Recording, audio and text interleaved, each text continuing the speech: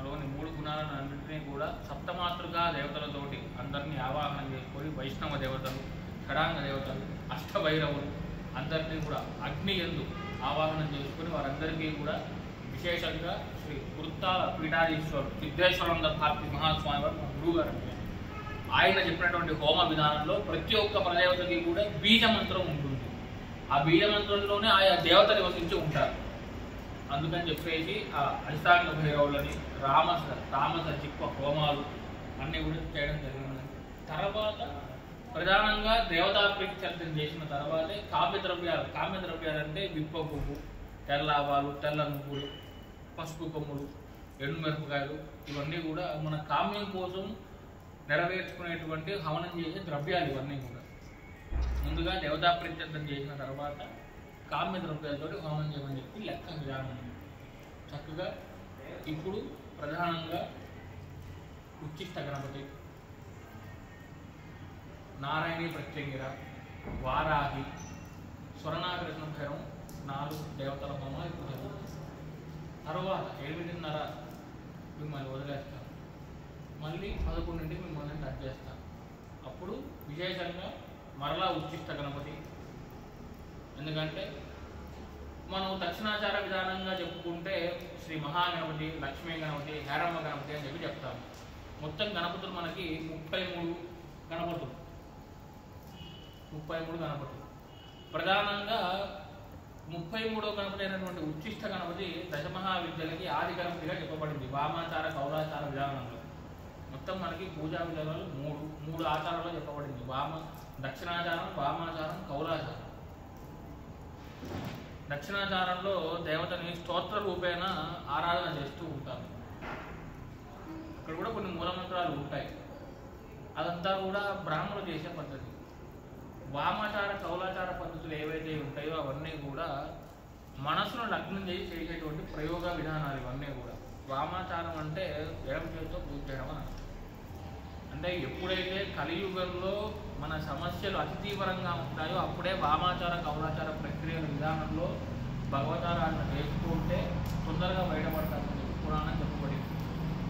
అసలు దశమహావిద్యలు అంటే ఏమిటి అంటే కాళీ, తార, మహావిద్య, షోడశి, భువనేశ్వరి, భైరవి, చిన్నమస్తాచ, విద్యా, ధూమావతి తథా బగలా సిద్ధ విద్యాచ, మాదంగి, కమలాత్మిక, ఏతా ఏవ మహావిద్య సిద్ధ విద్య ప్రకీర్తితా అని చెప్తున్నారు. అంటే ప్రధానంగా కాళీ, 2వ పరదేవత తార, 3 షోడశి, 4 భువనేశ్వరి, 5 త్రిపుర భైరవి, 6 చిన్నమస్తా పరదేవత, ఆవిడనే వజ్ర వైరోచన అని కూడా అంటాము.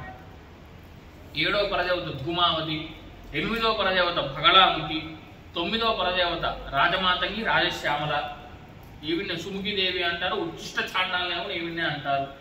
10వ దేవత వచ్చేటప్పటికి ముల్లోకాలకి కూడా ఈవిడే మహాలక్ష్మి, తాంత్రిక మహాలక్ష్మి, కమలాత్మిక పరదేవత. ఈవిడ్నే త్రిభువన మహాలక్ష్మి అని కూడా అంటారు. ఇలా 10 విద్యలు చెప్పబడింది దేవి భాగవతంలో.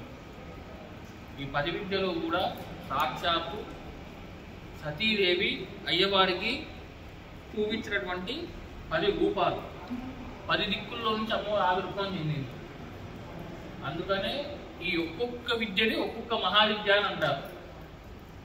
వీటన్నిటిని కలిపి ప్రయోగం చేస్తే ఒక సిద్ధ విద్య ప్రయోగం అని కూడా చెప్తున్నారు. ఏతా ఏవ మహావిద్య సిద్ధ విద్య ప్రకీర్తితా అని చెప్తుంది శ్లోకం. అందుకని చెప్పి ఎక్కడైతే సిద్ధ విద్యా ప్రయోగం జరుగుతుందో వారికి జాతకంతో పని ఉండదు అని చెప్పి చెప్తుంది.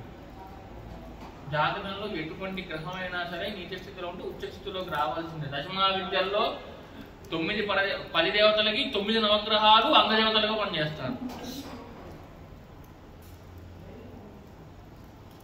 దశమహావిద్య ఆరాధన చేసుకోవడం వల్ల ఆదిత్య నవగ్రహాలు కూడా శాంతాపం చెందుతాయి. విధి విధానం. అందుకే బగలాముఖి అమ్మవారికి కుజుడు అంగగ్రహం. కుజదోషం ఉన్న వాళ్ళు బగలాముఖి ఆరాధన చేయడం చాలా విశేషం.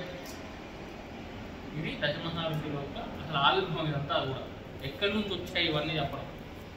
మరి వీటి నుంచే కూడా ఇంకొక 4 శక్తులు కూడా ఆవిర్భవించాయంట. అవి ఏంటి అంటే ప్రత్యంగిర, వారాహి, స్వర్ణాకృష్ణ భైరవం, ఉచ్చిష్ట గణపతి, ఇంకోటి శరభసాలం, ఉగ్రస్వరూపం. ప్రత్యంగిర అమ్మవారు అంటే మన శత్రువులని భక్షించి వేస్తుంది. ఆవిడ శత్రు వినాశకారిణి ఆవిడ.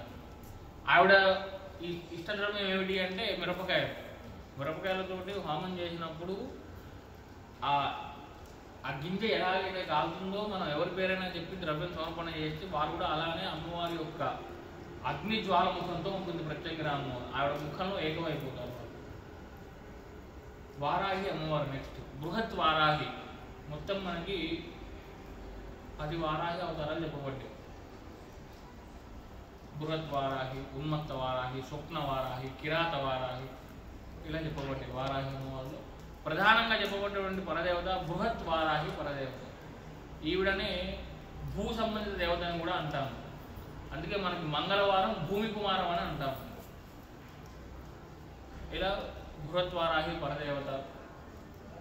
తర్వాత స్వర్ణాకర్షణ భైరవం అంటే దశమహావిద్యలన్నిటికీ కూడా అధిష్టాన భైరవుడు వచ్చేది స్వర్ణాకర్షణ భైరవుడు. అంటే మళ్ళీ దశమహావిద్యల్లో ఒక్కొక్క దేవతకు ఒక్కొక్క భైరవుడు ఉంటాడు. కాకపోతే అధిష్టాన భైరవుడు వచ్చే స్వర్ణాకర్షణ భైరవుడు.